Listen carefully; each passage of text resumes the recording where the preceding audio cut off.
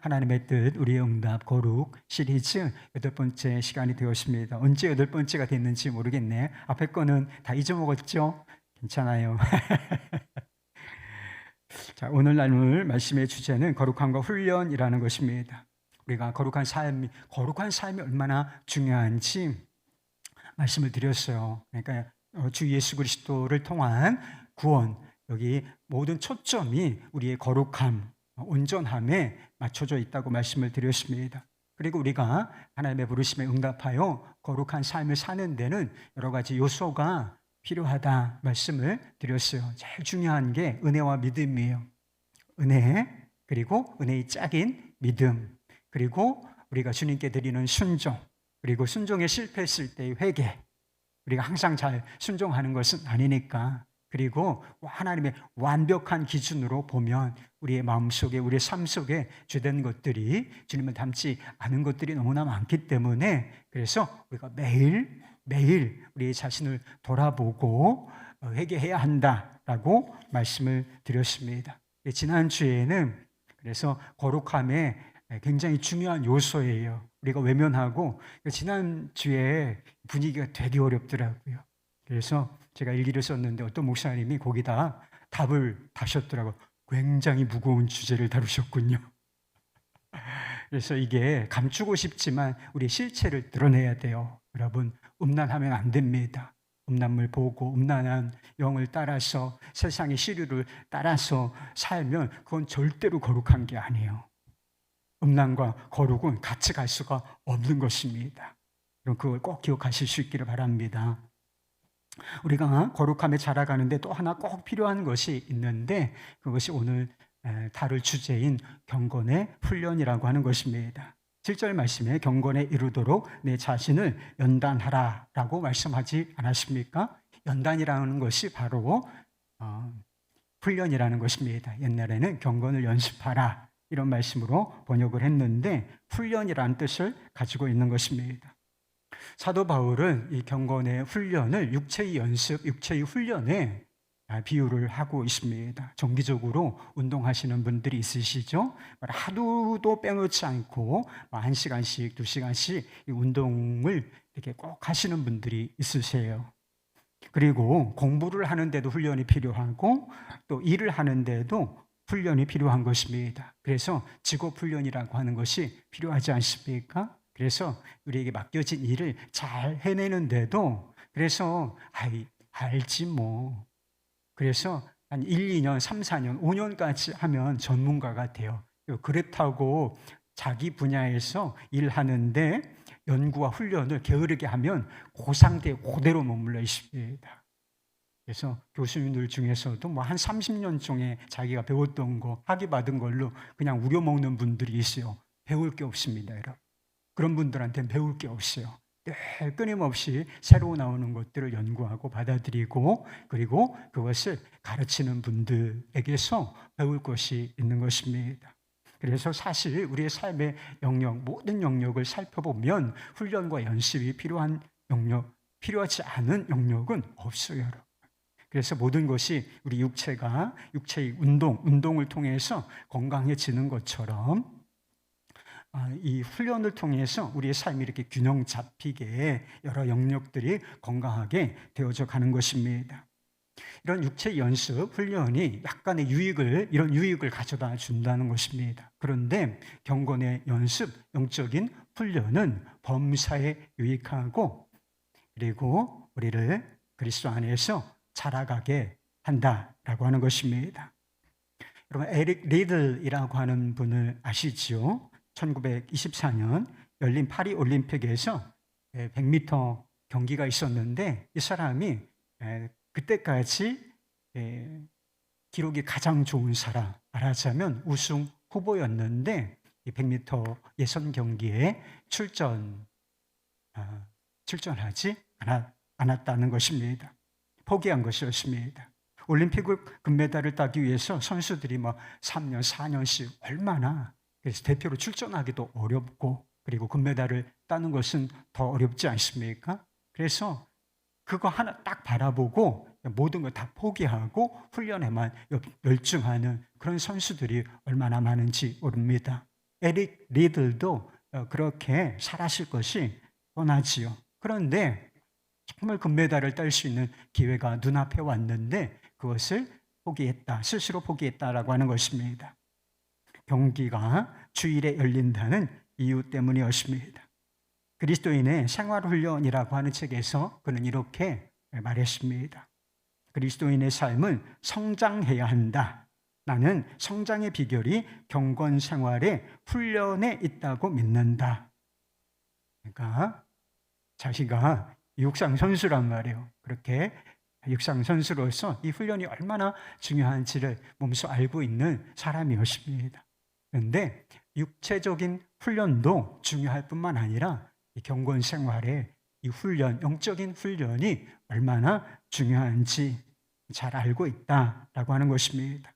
그래서 이게 성장 비결이라고 믿고 있었는데 그는 자신이 믿고 있는 대로 실천하였고 그리고 삶의 경주를 잘 완주한 사람이라고 알려졌다는 것입니다.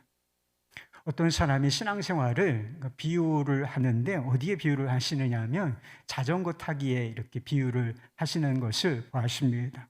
자전거 타기하고 신앙생활하고 무슨 관계가 있을까? 여러분 자전거는 이렇게 세발 자전거가 아닌 이상 이렇게 쭉 쓰러지지 않고 가려면 어떻게 해야 됩니까? 계속 페달을 밟아줘야 하잖아요. 자전거가 신기하게 두 발인데도 넘어지지 않고 이렇게 슉슉슉슉 하면서 상쾌하게 질주를 할 수 있지 않겠습니까? 근데 단 하나의 조건이 있다는 것이죠. 그래서 계속해서 이 페달을 밟아 주어야 하는 것이지요. 그런데 그리스도인의 신앙생활이 꼭 그렇다는 것입니다. 페달을 이렇게 쭉쭉 노동처럼 아니고 좀 하이킹하는 것처럼 페달을 계속하여 쭉쭉쭉쭉 이렇게 계속하여 밟아주지 않으면 쓰러지고 만다는 것입니다. 그래서 경건의 훈련을 계속하지 않으면 우리가 넘어질 수밖에 없다. 그리스도인다운 삶에서 실패할 수밖에 없다는 이야기를 이와 같은 방식으로 이야기를 하신 것이었습니다. 여러분은 이 경건 생활의 훈련, 영적인 훈련의 페달을 계속 밟고 계신가요? 한번 생각해 보세요. 여러분 훈련은 그냥 되지 않습니다. 순종과 노력이 필요한 것입니다. 어떤 면에서는 고통이 포함되기도 해요. 훈련에는 고통까지를 포함한다. 오직 은혜로 구원받은 우리가 이런 훈련 좀 힘들잖아요. 훈련에는 힘든 구석이 있잖아요. 그렇지 않습니까? 훈련은 좀 힘든 거예요. 노력이 필요하고 순종이 필요하며 어떤 때는 고통까지를 감수하고 해야 하는 것이 순종, 이 영적인 훈련이라고 하는 것입니다. 근데 오직 은혜로 아무 자격 없는 그리고 아무 공로 없고 아무 노력을 할 수도 없으며 한 것도 없는 우리가 은혜로 구원을 받았단 말이에요. 이렇게 은혜로 구원받은 우리가 이렇게 끊임없이 계속 페달을 밟는 것처럼 경건의 연습, 경건의 훈련을 해야 꼭 우리가 성화가 되겠느냐 묻는 것입니다. 은혜로 구원을 받고 은혜로 성화되는 것이 아닐까요? 그랬으면 참 좋겠죠. 가만 자동성화라고 들어보셨어요? 자동성화를 주장하는 사람도 혹간 있어요. 자동성화. 우리가 그리스도 안에 구원받으면 무조건 성장한다. 자동적으로 성장한다. 이런 거짓 가르침입니다. 그렇지가 않습니다. 우리가 은혜가 있기 때문에 훈련이 필요가 없는 것이 아니라 은혜가 훈련은 없어도 돼. 그게 아니고 은혜가 있기 때문에 훈련이 필요하고 훈련이 올곧은 열매, 성화라는 열매를 맺어낼 수가 있는 것입니다. 여러분, 은혜 없는 훈련은 돌을 닦는 것과 같아요. 다른 모든 종교들 보세요. 돌을 닦는 개념이 다 있습니다. 뭘 절제하고 그리고 여러분 우리는 이게 힘들다고요? 여러분 오체투지 보셨습니까? 가부좌 틀고서 여러분 우리는 편안하게 여기서 앉아서 기도하죠. 여러분 절에 가봐요. 108번뇌를 10번은 해야 돼. 여러분 1000번 한번 절해 보세요. 그것도 약식이 아니라 한번 해보시라고요.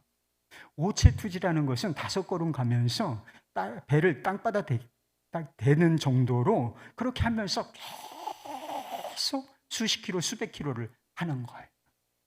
이 정도가 되어야 훈련이라고 말할 수가 있지 않겠습니까? 그런데 은혜가, 여기에는 은혜가 없단 말이에요. 이게 노력을 통해서 돌을 닦는 것을 통해서 어떤 경지에 도달하는 것, 이게 다 행위 종교들이에요. 종교입니다. 그러나 우리가 은혜 아래 있지 않습니까? 근데 은혜에 의지하지 않고 훈련에만 집중하면 거룩해지기는커녕 도리어 교만해지는 부작용을 낳는다는 거예요. 내가 40일 금식 기도했다. 그래서 어쩌라고요? 내가 하루에 몇 시간씩 기도한다. 그래서 어쩌라고요? 은혜 받은 죄인입니다. 그러면 할 말이 없어요. 그런 사람이, 은혜를 인식하는 사람이 훈련을 할 때 제대로 훈련이 되는 것이고 성화의 길로 가게 되는 것입니다. 사도 바울이 갈라디아 교회 성도들에게 편지를 쓰면서 강조한 것이 은혜예요. 믿음인 것입니다. 오직 은혜로 믿음으로 구원을 받는다. 내가 너희에게 전한 복음이 이것인데 너희가 어찌 다시 종의 멍에가 뭔지 아세요? 율법이에요. 어찌 다시 행위의 종교로 돌아가려 하느냐. 복음을 포기하고 어찌 다시 종교로 돌아가려 하느냐. 이렇게 책망했던 적이 있다는 것입니다. 그런데 마지막 장, 그 갈라디아서 마지막 장에서 성도들에게 이렇게 권면했어요. 6장 7절 말씀, 스스로 속이지 말라. 하나님은 업신여김을 받지 아니하시나니 사람이 무엇으로 심든지 그대로 거두리라. 무엇을 심든지 그대로 거두리라. 성령의 인도하심을 따라 선을 행하라는 거야. 성령을 위해서 심으라. 그래서 이렇게 가르치는 사람을 위해서 좋은 것도 좀 같이 공유할 줄 알고, 또 세상을 향해서 선을 행하라, 낙심하지 마, 이런 의미가 들어있어요. 그런데 경건의 훈련에도 동일하게 적용되는 말씀인 것입니다. 여러분, 훈련이 없이 거룩해질 수 있다고 생각하십니까? 경건의 훈련을 하지 않아. 그런데 거룩해질 수 있다고 생각하시나요? 은혜가 죄를 짓는 거, 방종의 보증수표가 결코 아닌 것처럼 은혜는 영적인 게으름의 보증수표도 결코 아니라는 사실인 것입니다. 이런 태도, 가만히 있어도 되겠지, 거룩해지겠지, 이런 태도가 여기 보면 하나님을 업신여기는 태도라는 것입니다. 아무것도 경건을 위해서, 거룩한 삶을 위해서 심는 게 없어. 근데 자동적으로 거룩해질 거라고 이게 생각하는 거, 이게 하나님을 업신여기는 태도라, 무시하는 태도라 하는 것입니다. 그렇다면 이 거룩한 삶을 위해서 어떤 훈련이 필요할까요? 본문 말씀이 주어진 배경이 있어요. 말세에 어떤 사람들이 결혼을 금하고 그리고 어떤 음식을 먹지 말라, 이렇게 주장할 것이다 라고 하는 것입니다. 지금도 비슷한 주장을 하는 사람들이 있어요. 그러나 그렇게 해서 경건의 훈련이 되는 게 아니고 거룩해지는 것이 아니라는 것입니다. 결혼은 소중한 것이고 하나님이 만드신 모든 것은 다 거룩하다는 거예요. 선하다는 것입니다. 하나님께서 선하신 분이시고 하나님께서 선한 의지를 가지고 세상을 창조하셨기 때문에 세상에 악한 것이 있어요, 없어요? 그 자체로서는 없어요. 그 자체로서는 이 곡이나 저 곡이나 악한 것은 없다는 것입니다. 감사함으로 받으면 다 우리에게 덕이 된다는 것입니다. 우리를 거룩하게 하는 것은 무엇인가? 그 뒤에 나와 있죠. 6절에 하나님의 말씀과 기도로 거룩하여 짐이라. 하나님의 말씀과 기도로 거룩하여 짐이라. 이 성장을 위한 훈련이 말씀과 기도만 있는 것은 아니에요. 그래서 리차드 포스터라고 하는 이 영성학자가 영적 성장과 훈련이라고 하는 책을 썼는데 거기에 총 12가지 훈련을 언급하고 있어요. 좀 이런 책 좀 한번 사서 거의 고전 같은 책인데 한번 읽어보시기 바랍니다. 12가지 나와요. 그 중에 가장 앞에 나오는 것이 말씀을 묵상하는 훈련과 기도의 훈련인 것입니다. 그래서 단순성이라고 하는 훈련도 있어요. 그래서 너무 복잡하게 살지 말라는 거예요. 집에 막 너무 많은 물건 이것저것 막 다 끌어다 놓고 그렇게 살지 말고 좀 살림도 심플하게, 우리는 여행하는 거니까 좀 심플하게 단순하게 삶의 방식을 그렇게 구축하고 살라는 이야기도 있습니다. 그리고 홀로 있기라는 훈련도 있어요. 고독의 훈련이 필요하다는 거예요. 경건하게 살려면. 그래서 너무 많은 관계 속에서 막 너무 지지고 볶지 말고 어떤 때는 좀 떨어져 나와서 주님과 따로 홀로 있는 시간, 주님만 바라보는 시간을 꼭 내보라 하는 것입니다. 그리고 공동체 훈련으로서 중요한 것이 있는데 예배의 훈련인 것입니다. 여러분은 예배가 훈련이라 이런 생각을 해보셨습니까? 예배하면 은혜 받아야죠. 물론 은혜를 받는 것입니다. 그러나 예배의 근본 목적은 하나님을 높여드리는 거예요. 하나님을 높여드리는 것이고, 그리고 하나님과 이렇게 영적인 만남, 교제하는 훈련이라고 하는 것입니다. 여러분, 우리가 예배자로서 훈련이 잘 안 돼 있잖아요. 예배자로서 훈련이 잘 안 돼 있어요. 예배가 막 어떤 때는 막 기쁘고 막 은혜가 되고 그런 때가 있죠. 그런데 좀 따분하고 지루할 때가 있는 것도 사실이에요. 설교를 왜 이렇게 길게 하는 거야? 여러분, 한번 훈련이라고 한번 생각해 보세요. 이게 다 훈련입니다. 간단하게 뭐가 되는 줄 알아요? 간단하게 모든 것이 뭐가 되는 게 있는지 한번 생각해 보세요. 훈련이 없이 되는 거 없다니까요. 그래서 이것이 훈련이구나. 주님 앞에 나아가는 훈련이고, 주님을 높여드리는 훈련이고, 세상과 구별되는 훈련이고, 이라는 사실을 기억하실 수 있길 바랍니다. 그래서 이 예배자로서 서는 훈련, 예배자다, 나는 언제 어디서나 예배자다, 이런 훈련이 되어져야 세상 속에, 이 교회 환경이 아니라 세상 속에 나아가서도 세상과 죄에 우리가 물들지 않고 구별된 하나님의 백성으로 살 수가 있는 것입니다. 예배를 주님께 가까이 가는 훈련이다. 어떻게든지 주님의 품을 파고들어야 한다. 여기 생각하시고 그럼 여러분 마음을 주님께 드려보시기를 바랍니다. 그런데 오늘 제가 강조를 드리고 싶은 훈련의 종류는 세 가지예요. 첫째는 기도고, 두 번째는 말씀이며, 세 번째는 인내라고 하는 훈련인 것입니다.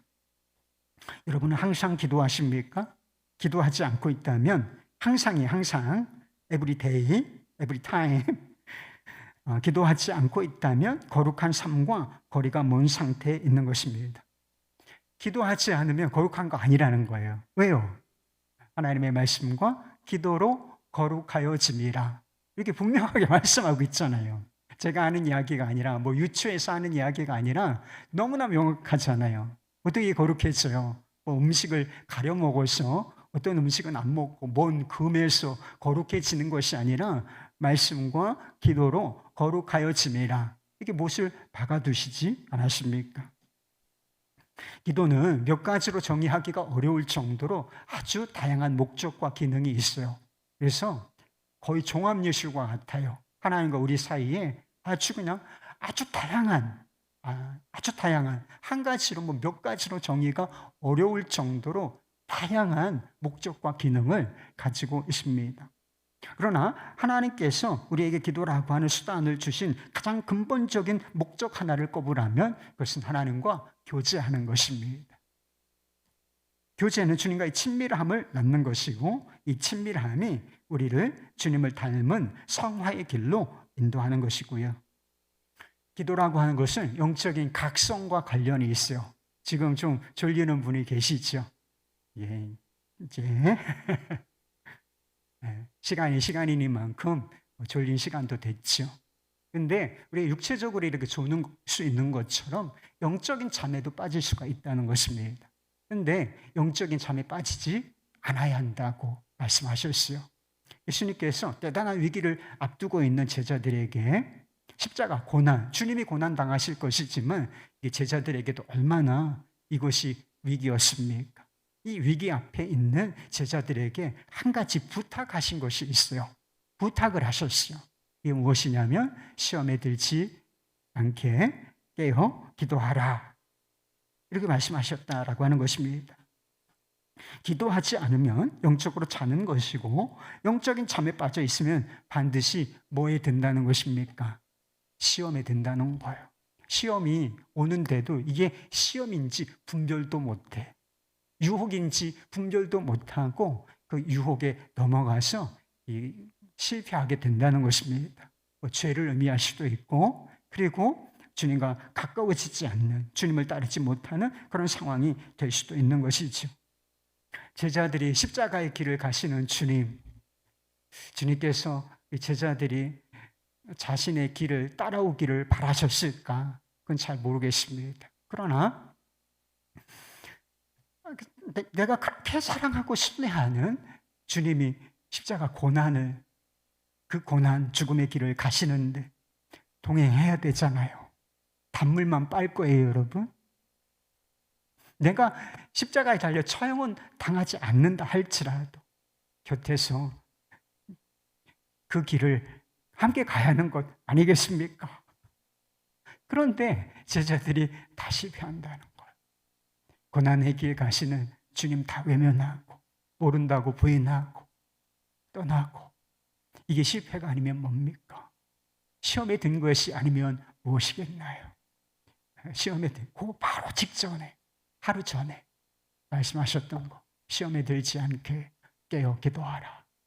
이 부르심에 전적으로 여기에 모든 이유가 있다고 말씀드릴 수는 없지만 상당히 중요한 원인이, 실패의 원인이 바로 이 부르심에 순종하지 못한 데 있었다는 것입니다. 존 스토트 목사님이 신앙생활의 기초에 대해서 엄청난 영적 수준에 대해서 이야기하는 책이 아니라 신앙생활의 기초에 대해서 이야기하면서 기도에 대해서 이런 이야기를 하신 적이 있어요. 남자든 여자든 간에 하나님 앞에 무릎을 꿇고 기도할 때 가장 훌륭한 자리에 있게 된다. 기도하는 것은 진정으로 하나님을 닮는 것일 뿐만 아니라 진정으로 인간다워지는 길이다. 저는 이 표현이 마음에 들더라고요. 기도가 뭐예요? 인간다워지는 길이에요. 인간의 존재는 하나님에 의해 하나님을 닮도록, 그리고 하나님을 위하도록 창조되었기에 하나님과 교제하는 데 시간을 보내야 한다. 따라서 기도는 그것이 가져다 줄 유익들과는 상관없이, 기도의 응답, 너무 여기에 꽂힐 것 없이, 상관없이 그 자체로서 인정받을 만한 행동이다. 하지만 기도는 또한 모든 은혜의 방편들 중에서 가장 효과적이다. 라엘 감독은 일부 신자들이 다른 신자들보다 훨씬 더 밝고 훨씬 더 거룩한 이유는 무엇인가? 라고 질문을 던지면서 다음과 같이 해답을 제시하고 있다. 10중 8구, 그 차이는 개인적인 기도 습관이 다르기 때문에 생겨난다고 나는 믿고 있다. 별로 거룩해 보이지 않는 사람들은 별로 기도하지 않는 사람들이고, 반면에 대단히 거룩해 보이는 사람들은 대단히 기도하는 사람들이다. 기도와 죄 짓는 것은 결코 같은 마음속에 공존할 수 없을 것이다. 기도가 죄를 소멸하거나 죄가 기도를 메마르게 할 것이다 라고 말했다. 여러분, 어떤 사람이 거룩한 사람입니까? 여러분, 제가 좀 거룩해 보이나요? 좀 성화가 어느 정도 된 것 같습니까? 어떤 사람이 거룩해 보이면 거기에 반드시 이유가 있다는 거예요. 그 사람이 기도하는 사람이기 때문이라는 것입니다. 기도하는 사람이 거룩한 사람이다 라고 하는 사실을 꼭 기억하실 수 있기를 바라겠습니다. 두 번째는 말씀을 읽고 묵상하는 훈련이에요. 우리가 너무나 잘 알고 있는 이야기를 제가 드리는 거죠. 말씀은 기도와 더불어 하나님과 교제하는 통로인 것입니다. 하나님과 정말 건강하게 균형 잡힌 상태에서 교제하기 위해서는 기도가 중요하지만 기도만 있어서는 되는 게 아니라는 것입니다. 기도와 항상 짝을 이루는 것이 있는데 그게 말씀이라는 것입니다. 그래서 사도 바울이 기도와 말씀과 기도로 거룩해짐이라. 말씀과 뭐로? 말씀과 기도로. 기도와 말씀으로 거룩하여 짐이라. 이거를 같이 붙여놓고 있는 이유가 바로 거기에 있는 것입니다. 그럼 말씀이 없어요. 말씀과 동행하지 않아요. 근데 말씀이 없는 상태에서 난 주님과 교제하고 있다. 교제하기를 원해. 친밀해지고 싶어. 정말이에요, 여러분? 말씀 없이 주님과 교제하고 주님과 동행한다는 건 위선이라니까요. 그건 환상에 불과합니다. 하나님의 성품이 완벽하게 계시된 하나님을 어떻게 알 수가 있어요? 딱 두 군데에서 알아볼 수가 있는데 하나님이 창조하신 자연. 근데 완벽하지 않다는 거예요. 그냥 하나님은 계셔. 이 정도로 핑계할 수 없을 정도로만 할 수 있다는 것입니다. 그런데 하나님이 어떤 분이신지 그 성품을 완벽하게, 전부 다는 아니지만 우리에게 완벽하게 계시해 주신 말씀이 없이 어떻게 하나님을 알고 그분의 성품을 닮을 수 있다는 것입니까? 하나님의 뜻이 완벽하게 계시된 이 말씀이 없이 어떻게 하나님의 말씀을 따를 수 있다는 것입니까? 한번 생각해 보세요. 무엇이 거룩하고 무엇이 죄된 것입니까? 무엇이 순종이고 무엇이 불순종인가요? 그 기준이 도대체 뭐예요? 바로 하나님의 말씀이라는 것. 하나님의 말씀에 일치하는 것. 그게 거룩인 것이고 그 말씀에 우리가 일치하여 순종하는 것. 이게 거룩인 것입니다.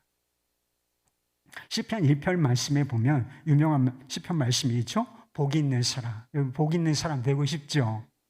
복권 당첨되면 복 있는 사람 될 것 같아요? 아니에요, 여러분. 정말 복 있는 사람이 어떤 사람인지 말씀하고 있어요. 복 있는 사람은 시냇가에 심은 나무가 철을 따라서 열매를 맺는 것과 같다. 그래서 시냇가에 나무가 하나 다 심겨져가지고 물을 쫙 빨아들이면서 싱싱한 푸른 잎사귀를 쫙 하고 피워내고 꽃을 피워내고 그리고 나중에 결국은 이만한 열매를 맺어내는 그런 상황을 우리가 예상해 볼 수가 있는 것입니다. 근데 이 사람이 복 있는 사람인데 그가 누구냐? 부정적으로는 악인의 꾀를 따르지 않는 사람, 그리고 죄인의 길에 서지 않는 사람, 그리고 오만한 자들의 자리에 앉지 않는 사람. 그 사람이 복이 있는 사람이라는 것입니다. 근데 적극적으로 긍정적으로 묘사를 하고 있는데 그게 바로 2절에 나와요. 오직 여호와의 율법을 즐거워하여 그의 율법을 주야로 묵상하는 자라다.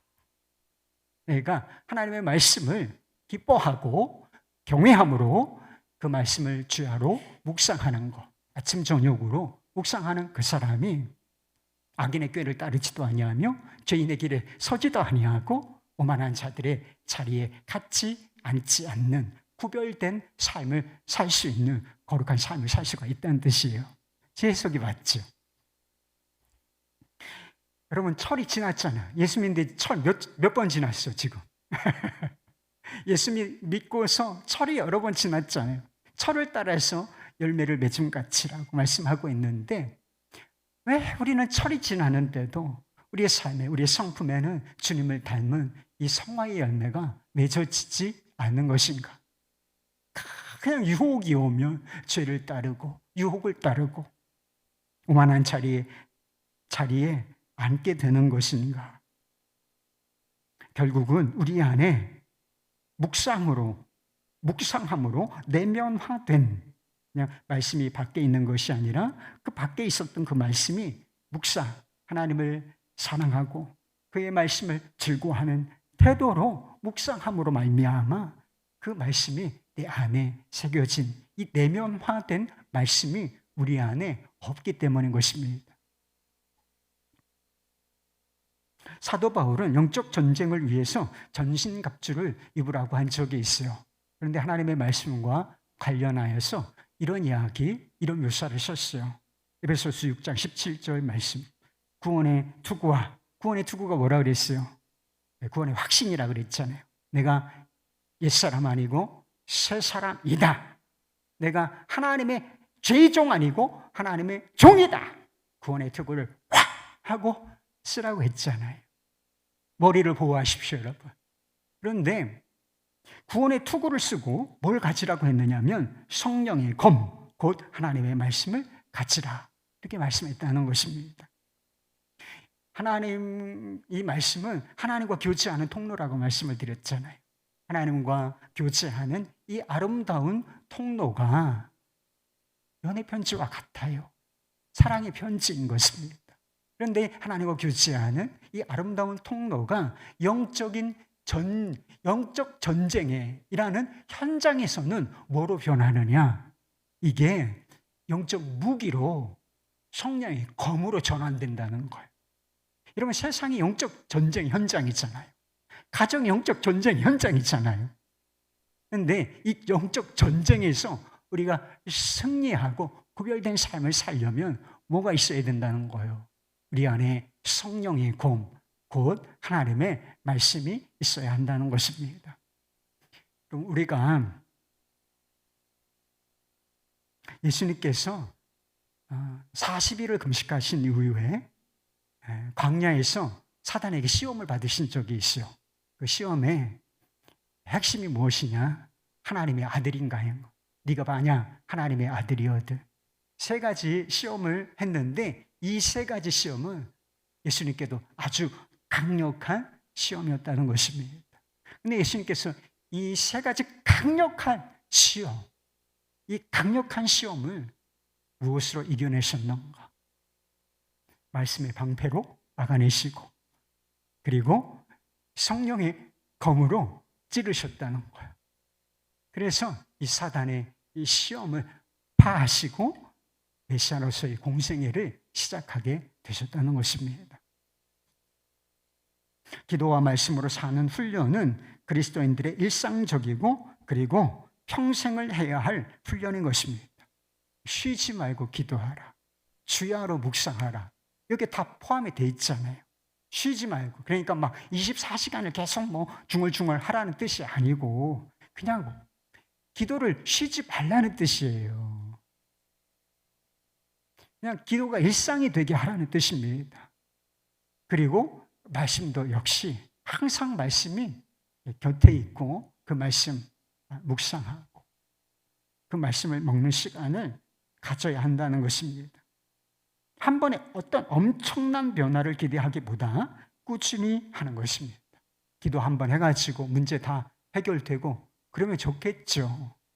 그래서 기도가 문제 해결에 문제를 돌파하는 수단이기도 해요. 한번 해보십시오.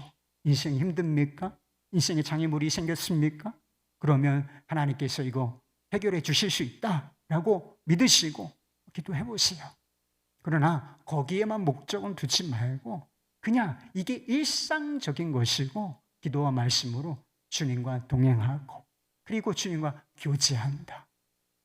꾸준히 한번 해보시기를 바랍니다. 뭐가 마음에 감동이 있을 때도 있고 없을 때도 있죠. 그리고 어떤 때는 내가 잘 가고 있는 것인가 그런 조금 회의가 될 때도 있습니다. 그러나 그 모든 것 다 뒤로 하고서 꾸준히 매일 말씀과 기도로 주님과 동행하시기를 바랍니다. 그러면 우리가 은혜라는 율법이 아니라 은혜라고 하는 토양 안에 심겨져 있기 때문에 그 꾸준함에서 열매가 자라는 거예요. 무슨 열매? 거룩함이라는 열매가 반드시 자라게 되어 있어요. 그게 하나님의 원칙이기 때문에 심은 대로 거둔다니까요, 여러분. 세 번째는 인내의 훈련인 것입니다. 불편하지만 인내의 훈련이 전제하고 있는 것이 있어요. 그게 바로 고난인 것입니다. 기도와 말씀이 적극적인 훈련, 내가 하는 거잖아요. 기도는 하는 것이고 말씀도 내가 묵상하는 것이고, 그래서 이 적극적인 훈련이라면 인내라는 것은 수동적인 영역에 속한 것입니다. 여러분, 우리 중에 고난받고 싶어하는 사람이 누가 있어요? 고난에 뛰어드는 사람이 누가 있나요? 이상한 것이죠. 고난은 우리가 원치 않아도 주어지는 것입니다. 이 주어지는 상황 속에서 우리가 보이는 반응이기 때문에 수동적인 면이 있다는 것입니다. 우리는 고난이 사라지기를 바라요. 그러나 성경을 보면 하나님께서는 그리스도인들에게 고난을 허용하신다고 말씀하고 있어요. 욥기의 주제가 고난이에요, 여러분. 그 42장까지나 있어요. 그 긴 이야기의 주제가 고난, 경건한 자가 받는 고난이라는 것입니다. 신약 성경엔 얼마나 많게요. 정말 경건하게 살고자 하는 자는 박해를 받을 것이다. 이런 말씀도 있지 않습니까? 그래서 주님께서 우리를 사랑하지 않아서가 아니라 항상 이런 의심이 들죠. 고난이 오고 힘든 일이 오면 하나님 나 사랑하시는 게 맞나? 이런 고민은 좀 이제 그만해요, 여러분. 성경이 그렇게 얘기를 안 하고 있다니까요. 사랑하니까, 도리어 사랑을 안 해서 우리에게 고난을 허용하시는 것이 아니라 사랑하기 때문에 너는 내 아들, 내 딸이다. 내가 너를 귀히 여긴다. 하시기 때문에 우리에게 고난을 허용하신다고 성경은 너무나 여러 곳에서 말씀하고 있다는 것입니다. 우리 주님의 사랑은 내가 사랑하니까 너 아무렇게나 살아도 돼. 마음대로 살아. 그래도 내가 다 책임진다. 이런 방종에 속한 사랑이 아니라 사랑의 대상이 올바르게 되기를 바라는 거룩한 사랑이기 때문인 것입니다. 이런 거룩한 사랑, 이해가 되십니까? 내가 너를 사랑해. 그래서 이전 것 다 청산하고 바른 길 가기를 원한다. 이게 주님의 마음인데 그 사랑에서 나오는 것이 바로 고난을 허용하시는 것이다 하는 것입니다. No pain, no gain 이라는 영어 단어가 있어요. 들어보셨습니까? No pain, no gain. 고통이 없으면 얻을 것이 없다는 거예요. 고통이 없이는 얻을 것도 없다. 육체의 훈련을 하는 사람들 한번 보십시오. 사이클 타는 사람, 저는 힘들어서 운동을 못해요, 사실은. 그 헬스 하는 사람, 그 피트니스 하는 사람들 1시간, 2시간씩 땀이 얼마나 나가는지 몰라. 여러분, 그게 쉬운 일이에요? 운동을 하려면 고통이 따릅니다, 여러분. 그리고 전문가적으로 하려면, 선수로 하려면 말할 수 없는 고통을 당해요. 옛날에 올림픽 금메달 땄던 황영조 씨라고 있죠. 아주 오래된 분이시긴 하지만 마라톤 훈련을 하다 보면 그냥 차에 뛰어들어서 죽고 싶대요. 심장이 터질 것 같아가지고 그렇게 고통스러워가지고 그런 훈련을 한다는 거예요. 여러분, 공부를 공부답게 하려면 고통이 따릅니다. 그런데 왜 이런 고통을 감내하는 훈련을 하는 것입니까? 그 고통보다 그 고통을 통해서 얻는 유익이 크기 때문인 것입니다. 정도의 차이는 있지만 고난에는 고통이 따릅니다. 왜 하나님께서 우리에게 고난을 허용하시는 것인가? 여러분, 우리 자신 한번 보시라고요. 여러분, 우리 자신 한번 봐요. 아직도 교만하고, 아직도 자아중심적이고, 아직도 세상에 속한 것, 세상을 너무나 사랑하지 않나요? 이게 없다고 할 사람 누가 있어요? 나 완벽해. 아직도 교만하지도 않고, 저는 자아중심적이지도 아니하며, 저는 세상에 있는 거 하나도 안 사랑해요. 자기를 모르는 거예요. 우리 안에 이게 가득 차 있습니다. 그래서 이것 때문에 우리가 실패하는 거예요. 그래서 이것을 가진 사람들에게 고난이 유익하기 때문인 것입니다. 하나님을 사랑하는 자, 곧 그의 뜻대로 부르심을 입은 자들에게는 모든 것이 합력하여 선을 이룬다. 이런 말씀이시죠. 여기 모든 것이 합력하여 모든 것, 이 모든 것에는 바로 우리가 달가워하지 않는 고난이 포함되어 있는 것입니다. 그런데 이 고난이 하나님을 사랑하는 자들에게는 선한 결과를 낳는다는 것입니다. 이 선한 결과가 도대체 무엇인가? 곧 뒷부분에 나와요. 곧 그 아들의 형상을 본받게 하려 하심이라고요. 곧 예수 그리스도를 닮은 자가 되게 하시기 위하여 교만과 자아중심성과 그리고 세상을 사랑하는 마음, 요거 영적 기름기를 쏙 빼시기 위해서 고난이라는 훈련 파트너를 우리에게 허락하신다라고 하는 것입니다. 히브리서 5장 말씀에 보면 예수님께서 받으신 고난에 대해서 이런 말씀이 있어요. 8절 9절 말씀, 그가 아들이시면서도 받으신 고난으로 순종함을 배워서 온전하게 되셨은즉.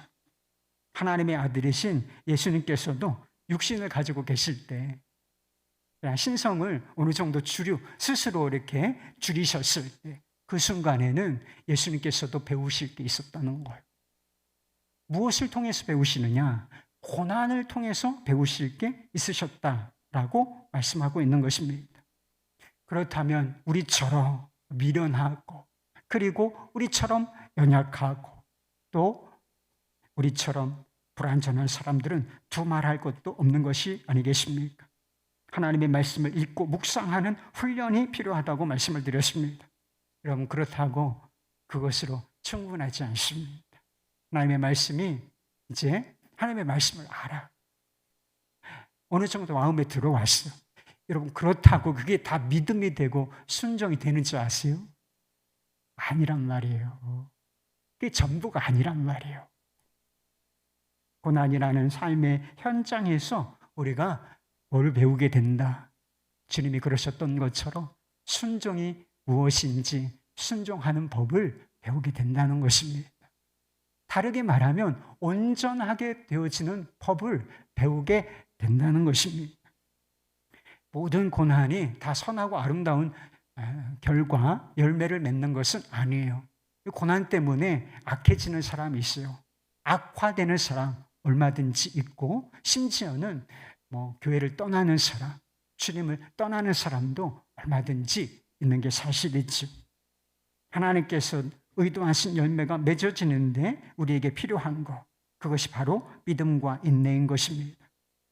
신약 성경을 보면 시련과 고난 중에 있는 사람들, 초대교회의 상황이 다 일반적으로 그랬으니까 그런 상황 속에 있는 사람들에게 반복적으로 하는 말씀이 있어요.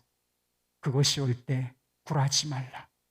오히려 그것을 기쁘게 여기고 인내하라. 이런 말씀이 여러 차례 나옵니다. 로마서 12장 12절 말씀. 소망 중에 즐거워하며 환난 중에 참으며 기도에 항상 힘쓰라. 야고보서 1장 4절 말씀. 인내를 온전히 이루라. 이는 너희로 온전하고 구비하여 조금도 부족함이 없게 하려 함이라. 주님을 믿고 이거 주님께서 내게 귀한 거, 보배로운 거 주시기 위함이다. 이렇게 정서적으로는 참 어려운 구석에 있지만 믿음으로 붙잡고 그렇게 인내로서 반응을 하라 말씀하시는 것입니다. 어떤 여자 성도님이 어느 목사님의 설교를 듣고서 짧은 간증을 댓글로 달아놓으신 것을 보았습니다. 내려놓고 싶고 포기하고 싶고 도망가고 싶었던 나의 가정을 내게 주신 두 아들을 바라보며 참고 또 견디며 20년을 지내왔습니다. 죽을 것 같았지만 죽지 않았고 변화되지 않을 거라 생각했지만 조금씩 변화되었습니다. 그 20년 동안 눈물의 고통 속에서도 주님을 만났고 제 손 놓지 않으시는 주님을 사랑으로 지금은 밝게 자란 두 아들과 회복된 가정을 보며 감사가 넘칩니다. 눈물 범벅이었던 그 시간들, 주님을 가장 가까이 만났던 시간이었고 또 단단해진 새 삶을 하나님은 기뻐해 주시리라 믿습니다. 이제는 감사의 눈물만 흘리게 될 것을 믿습니다. 또 잘 이겨낼 힘을 주실 것을 믿습니다. 오늘 목사님의 말씀을 들으며 그 시간 왜 견디게 하셨는지 깨달으며 감사의 마음이 더 깊어집니다. 참 어려운 시간을 보냈지만 믿음으로 주님과 더 가까워지고 인내로서 열매를 맺게 되었다. 이런 간증인 것이지. 다시 말씀을 드리지만 고난을 허용하시는 우리 주님의 목적은 거룩함이고 그것을 허용하시는 하나님의 마음은 사랑인 것입니다. 여러분은 이 사랑을 훈련으로서 받아들일 믿음의 용기가 있으십니까? 제가 얼마 전에 첫째 아이, 둘째 아이, 딸아이에게 외를 들었습니다. 좀 화가 나가지고 종아리를 때렸는데 나중에 보니까 아주 시퍼런 멍이 들었더라고요. 시간이 지나서 미안한 마음도 생기고 그 멍자국을 보면서 아픈 마음이 들었습니다. 그러나 그 멍과 아픔이 저와 저희 딸들의 사이를 멀어지게 하지는 못했어요. 아빠가 딸들을 사랑하고 자기들을 사랑하고 또 딸들이 아빠를 사랑한다는 사실을 알고 있었기 때문인 것입니다. 누군가 말했어요. 고난은 거룩하라는 음성이자 사랑하라는 속삭임이라고요. 우리가 고난 주간을 앞두고 있습니다. 십자가는 도대체 뭐죠? 여러분이 생각하는 십자가의 의미는 무엇입니까?